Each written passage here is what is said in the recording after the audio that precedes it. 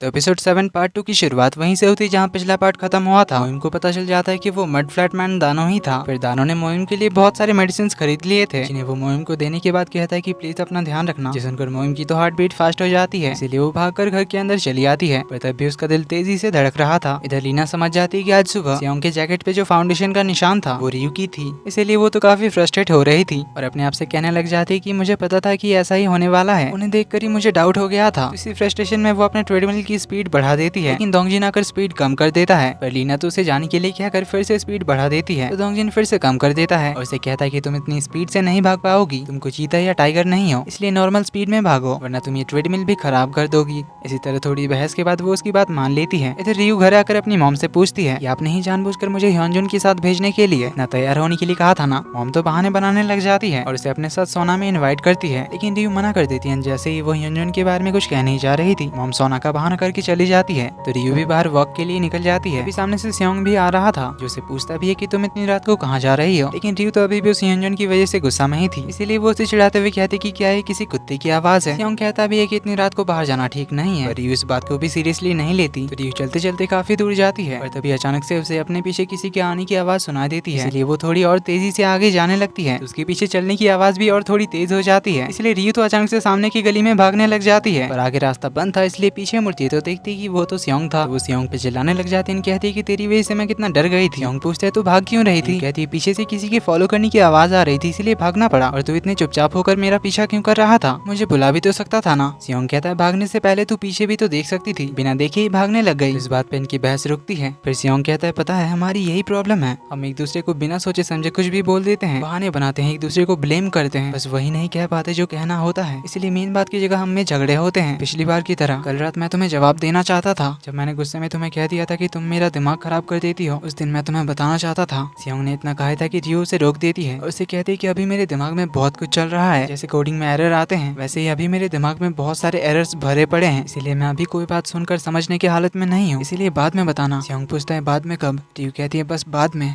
अभी मेरे लिए कुछ भी प्रोसेस करना बहुत ही कॉम्प्लिकेटेड हो गया है। सियोंग कहता है उस ह्योनजुन की वजह से। रियू कहती नहीं और भी बहुत कुछ मेरे दिमाग में चल रहा है। तो सियोंग कहता है ठीक है मैं अभी के लिए नहीं बताता, जब तक तुम्हारे एरर मैसेज क्लियर नहीं होते, जब तक तुम्हारे लिए सब कुछ समझना आसान होगा तब तक मैं रुकूंगा। तो रियू से कुछ कहने जा रही थी, लेकिन सियोंग उसे रोक कर कहता है अभी बाद में ही बताना, पर मुझे एक बात का जवाब चाहिए, या तुम उस ह्योनजुन से आगे भी मिलती रहोगी। इस पर रियू कहती कि मेरा ऐसा कोई प्लान नहीं है। सियोंग पूछता है सच में नहीं मिलोगी, रियू नहीं कहती है। तो सियोंग कहता है ठीक है फिर बहुत रात हो चुकी है, इसलिए घर चलते हैं, इस बार तुम आगे जाओ मैं तुम्हारे पीछे ही रहूंगा, इसलिए डरने की जरूरत नहीं है। इस तरह दोनों घर चले जाते हैं। अगले दिन सियोंग की मॉम सोकर उठती है, क्योंकि आज इनका बर्थडे था, इसलिए वो बहुत ही खुश लग रही थी। तो वो बाहर सियोंग का डैड को देखने जाती है, लेकिन हॉस्पिटल में इमरजेंसी की वजह से वो जल्दी ही हॉस्पिटल के लिए निकल जाते हैं। सियोंग की मॉम तो उनसे कुछ बात ही नहीं कर पाती, तो फिर वो सियोंग के रूम में जाती है उसे चेक करने, लेकिन सियोंग भी सुबह सुबह अपने काम के लिए निकल चुका था, इसलिए सियोंग की मॉम थोड़ी अपसेट होती है। इधर सियोंग को सुबह सुबह तेही ने बुलाया था उनके इस प्रोजेक्ट के लिए बनाई हुई पहली केटली का डिजाइन दिखाने के लिए, जो बहुत ही अच्छा बना था।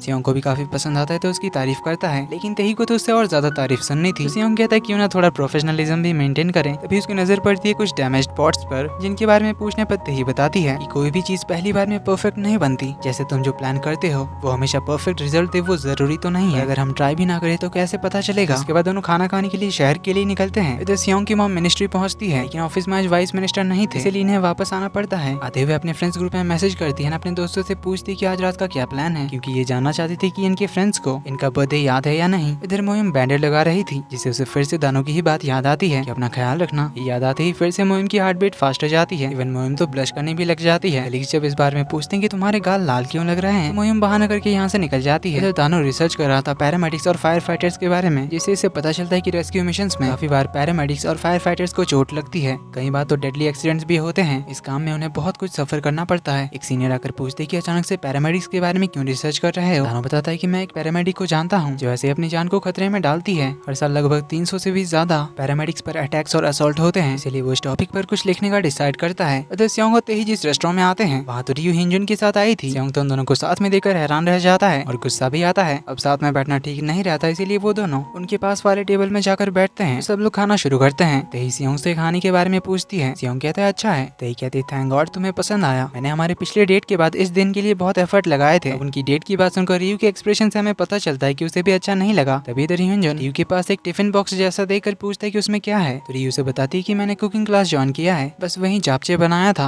ह्यूनजन कहता है तुम कुकिंग तो बहुत ही अच्छा करती हो, फिर कुकिंग क्लास जाने की क्या जरूरत है। रियू बताती है कि मैं इसमें प्रोफेशनली कुछ करना चाहती हूँ। ह्यूनजन कहता है फिर क्यों ना कुकिंग स्कूल ज्वाइन करो, इसके लिए कैलिफोर्निया बेस्ट रहेगा। रियू कहती है मैंने अभी तक उतने दूर की सोची नहीं है। तभी ह्यूनजन कहता है कि क्या मैं तुम्हारा बनाया हुआ जापचे ट्राई कर सकता हूँ। जो सुनकर तो इधर सियोंग को गुस्सा आ रहा था, जिसका चेहरा देखकर तेही को भी समझ आ रहा था। रियू कहती है कि यहाँ बाहर का खाना अलाउड नहीं है। तभी ह्यूनजन एक वेट्रेस को बुलाता है, उसे कहता है कि एक स्पेशल पर्सन ने खास मेरे लिए कुछ बनाया है, क्या मैं इसे खा सकता हूँ। वेट्रेस परमिशन दे देती है। देन वो रियू को कहती है कि आपका बॉयफ्रेंड तो काफी रोमांटिक है। जो सुनकर तो इधर सियोंग को बहुत ही जेलसी होती है और गुस्सा भी आ रहा था, क्योंकि रियू ने वेट्रेस को बताया भी नहीं कि ह्यूनजन उसका बॉयफ्रेंड नहीं है। ह्यूनजन को तो उसका जापचे बहुत ही अच्छा लगता है, तो उसकी बहुत तारीफ करने लग जाता है। लेकिन इधर सियोंग तो गुस्से में मीट को काटने लग जाता है। जो देखते ही कहती है कि मेरी पार्टनर कंपनी हम दोनों से मिलना चाहती है, तो क्या नेक्स्ट वीक तुम्हारे पास टाइम होगा। सियोंग कहता नहीं भी होगा तो मैं टाइम निकाल लूंगा। तो तेही बताती है कि मेरी एक दोस्त ने हम दोनों के रिलेशनशिप के बारे में पूछा था, तो मैंने उसे बता दिया था कि तुम मेरे एक्स बॉयफ्रेंड हो, पर हम दोनों अभी भी एक दूसरे को पसंद करते हैं। जो सुनकर रियू को अच्छा नहीं लगता। सियोंग कहता है कि कुछ भी मत बोला करो, और स्पेशली झूठ बिल्कुल मत बोलना,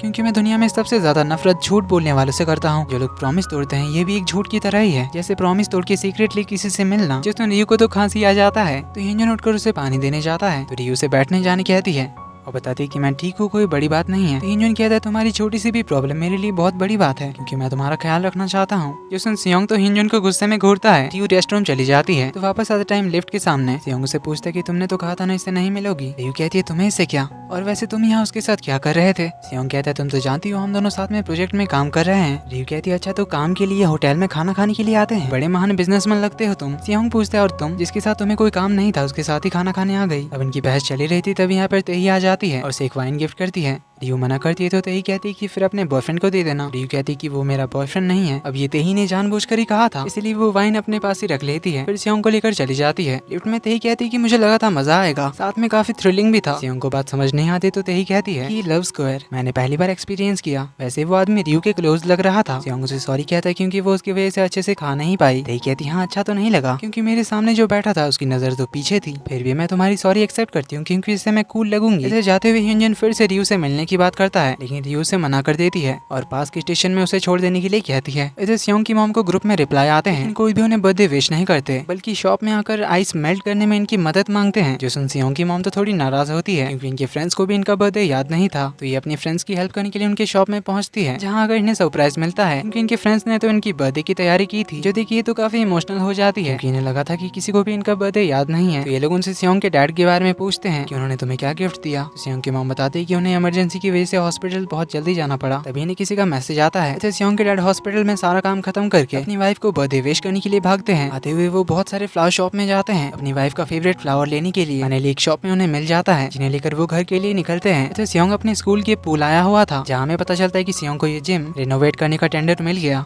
प्रिंसिपल पूछते कि तुमने ये बात रियू को बताई या नहीं। प्रिंसिपल कहती फिर उसे तुरंत बता दो। सियोंग कहता है शायद उसे याद भी नहीं होगा। तो प्रिंसिपल उसे बताती कि किसने कहा। रियू ने मुझे कितनी बार कॉल किया तुम्हें पता भी है, इस बिडिंग का रिजल्ट जानने के लिए। जो सुन सियोंग बहुत खुश होता है। फिर तेही और मोहिम की बातों को याद करता है, जब उन्होंने कहा था कि अगर तुम ट्राई नहीं करोगे, रियू को अपनी फीलिंग्स बताओगे ही नहीं, उसे कैसे पता चलेगा। इसीलिए वो हिम्मत करके डिसाइड कर लेता है रियू को अपनी फीलिंग्स बताने का। भागते हुए घर के लिए निकलता है। जाते हुए वो रियू को कॉल करता है और अभी वो कहाँ है पूछता है। रियू बताती है अपने डैड के शॉप में। सियोंग उसे वहीं रुकने के लिए कहता है और भाग के उनके शॉप की ओर जाता है। इसे सियोंग के डैड अपने घर के पास पहुंचते हैं। तभी वो अपनी वाइफ को किसी आदमी के साथ देखते हैं, जिन्हें देखकर इनके हाथ से फूल छूटकर गिर जाता है। इधर भागते हुए सियोंग के वॉइस ओवर से हमें बताया जाता है, इसमें वो कहता है कि याद करूं तो मेरे पास बहुत सारे चांस थे रियू को अपनी फीलिंग्स बताने का, हमारे हाई स्कूल की ग्रेजुएशन के दिन, पर उस दिन भी नहीं बता सका। कॉलेज के फर्स्ट ईयर में एक दिन दोनों कॉलेज के बाद आइसक्रीम खा रहे थे। रियू काफी तैयार होकर आई थी। सियोंग के पूछने पर वो बताती है कि वो सीनियर्स के साथ ग्रुप डेट पे जा रही है। जो सुनकर सियोंग को पहली बार जेलसी हुई थी, जिससे वो उसकी आइसक्रीम उसके मुंह पे लगा देता है। फिर इसके बाद जब सियोंग ने उसे बताने का सोचा, तब तक रियू का यूएस के यूनिवर्सिटी में सिलेक्शन हो गया था, जहाँ जाने के लिए वो बहुत ही ज्यादा एक्साइटेड थी, तब भी बता नहीं सका।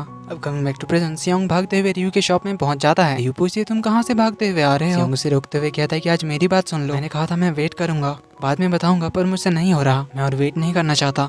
जब मैंने तुमसे कहा था कि तुम मेरा दिमाग खराब कर देती हो, मुझे पागल कर देती हो, तब मैं कहना चाहता था कि मैं तुम्हें पसंद करता हूँ। आई लाइक यू रियो। इसी के साथ एपिसोड 7 के पार्ट 2 का एंड यहीं पर होता है। तो अब रियो का क्या जवाब होगा देखेंगे हम एपिसोड 8 में।